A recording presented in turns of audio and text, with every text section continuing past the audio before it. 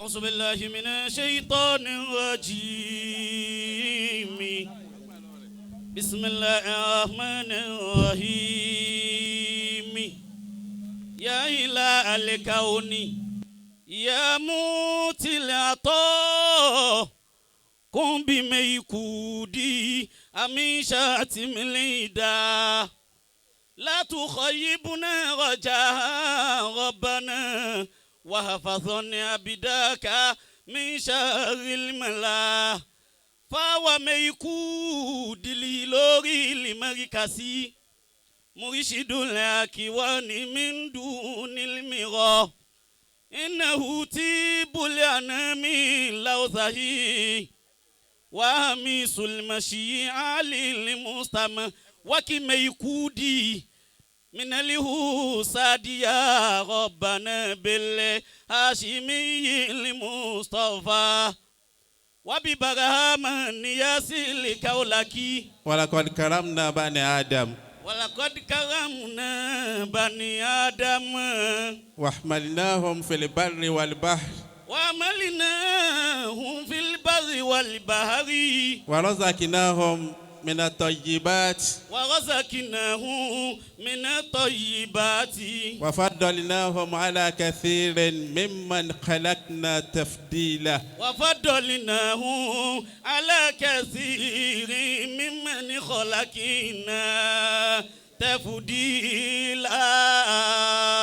jẹ́kẹ́ mi náà ṣe bí àfáwà Kásádùbù ní ìkàlẹ̀ yìí àti mẹ́ni tó yẹ ká kọ́ kí kásìkì láàrin ìṣẹ́jú méjì tán fún mi túláàsì kọ́ ni ká wá sóde olólùfẹ́ wa báyìí ká sọ̀rọ̀ ká yẹra wa sí la fẹ́ àmọ́ gẹ́gẹ́ bí ètò lọ́dọ̀ àwọn àgbàlagbà bá ń sọ pé àfáwà àgbà ajé tó máa bí bá ń sọ pé Amadibo báàrí tí mo fẹ́ lọ ni pé fàólòun mafa'ilun fàólòun mafa'ilun fàólòun mafa'ilun fàólòun mafa'ilun fàólòun. Bani Amadibo wíbẹ̀ sulitọ̀ nulẹ̀ anami. Amadibo sulitọ̀ nulẹ̀ anami. Wàdìrìgà múná wà ìlàlẹ̀ àmàmi. Wàdìrìgà múná wà ìlàlẹ̀ àmàmi. Wàdìrìgà múná wà ìlàlẹ̀ àmàmi. Èyí ò náà mo ti fi kí bàbá àgbọ̀ ọlọ́lá bàbá ọba àlù lọ́rin. Ó ti tó torí bàbá ìfẹ́ kéèyàn máa kí àwọn. Bàbá ní bìhí nùrọ̀hìn báhàrà káyéré. Bìhí kọ́dí nùrọ̀hìn báhàrà káyéré. Oníkàhùn kọ́dìrú náà lè hùmàmì. Oníkàhùn kọ́dìrú náà lè hùmàmù. Oníkàhùn kọ́dìrú náà lè hùmàmù. Ó ti tó. Baba Muhammadu Rasulullah ọlọmọsà jáde yín pẹ́. Baba Al-Khalifa ẹ ní máa padà sí aburú. Baba Salati ẹ máa wà dáadáa. Afáwo òsì òyẹmí ẹ kó wájú wọn. Kálímà kan tí mo fẹ́ wí. Afáwo àgbà Ahmed Al-Rufai Al-Kabir tó ṣe tírà kẹta pé ní Mashrabu Ronik fi Muhammad al-Khaliq wal-Khaliq òun lọ sọ̀rọ̀ kan ó ní ar-rajulu yaftakiru bihi sheikuhu ẹ̀rí pé bàbá yín fi ń ṣe fáàrí lónìí ọmọ lọmọ tí bàbá rẹ̀ bá fi ń ṣe fáàrí pé mo bímọ bí bàbá oníkàwọn ṣe ń fà wá náà ṣe fáàrí pé ọ̀yá mẹ́kúdí ṣe báyìí Allah. bàbá oníkàwọn náà ní túláàsì mo gbúdọ̀ sọ̀rọ̀ Allah. ar-rajulu huwa allazi yaftakiru bi shaykhuhu Allah. ọmọ gidi lọmọ tí bàbá rẹ̀ ó fi ṣe fáàrí pé mi ni mo bí.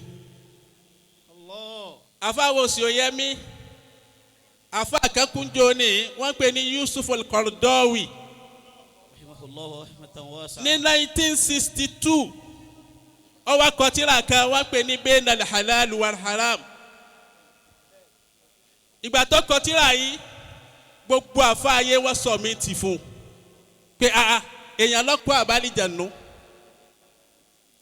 Ahmed al-Mukhtar èèyàn lọ́pọ̀ àbálìjànú kọ́dà àwọn àfa rẹ̀ tán kọ́ bí Muhammadu al-Ghazali ọkọ Yusuf al-Qaradawi ọkọ nu class ìgbà tó ní tírà náà ó ní mo submit fún ọ mo ti kú ọlọ́mọ kéwù mi lónìí.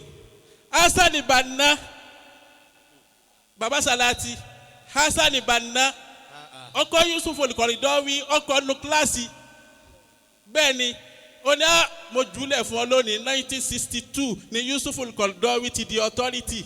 Gbogbo ń tà ń sọ yìí kéèyàn ó sọ̀rọ̀ lóde ó ti dà fa o.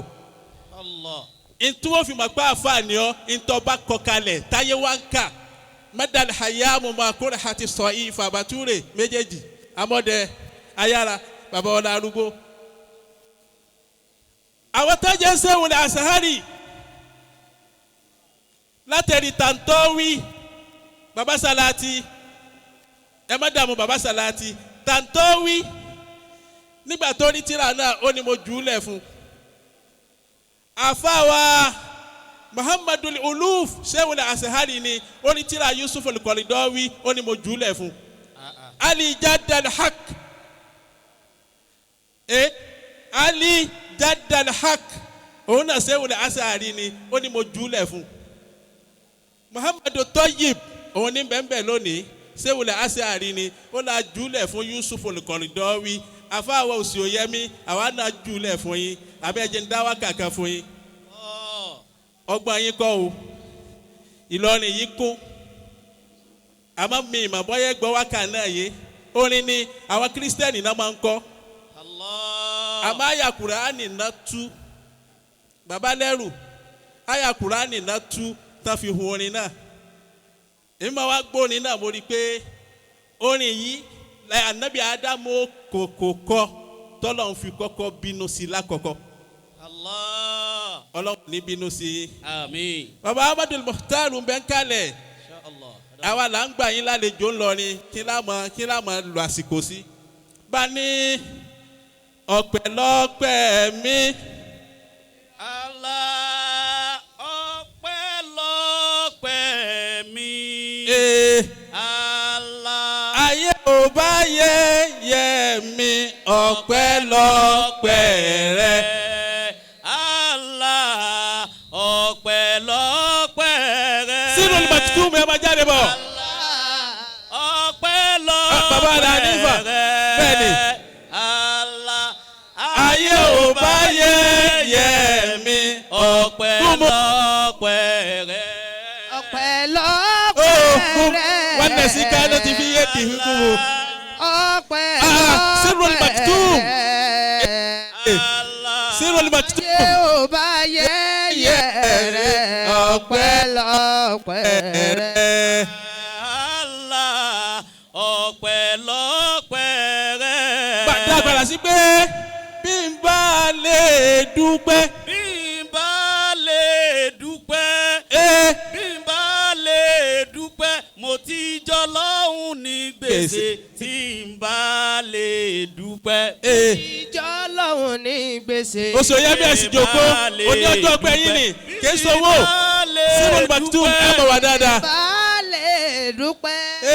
Bá lè dúpẹ́. Mo wà tí Jolúwa ní gbèsè Mo mà ti jolúwa ní gbèsè bí n bá lè dúpẹ́. Adúpẹ́ fọ́lọ́run. Adúpẹ́ fọ́lọ́run. alhamdulilayi. níbi tí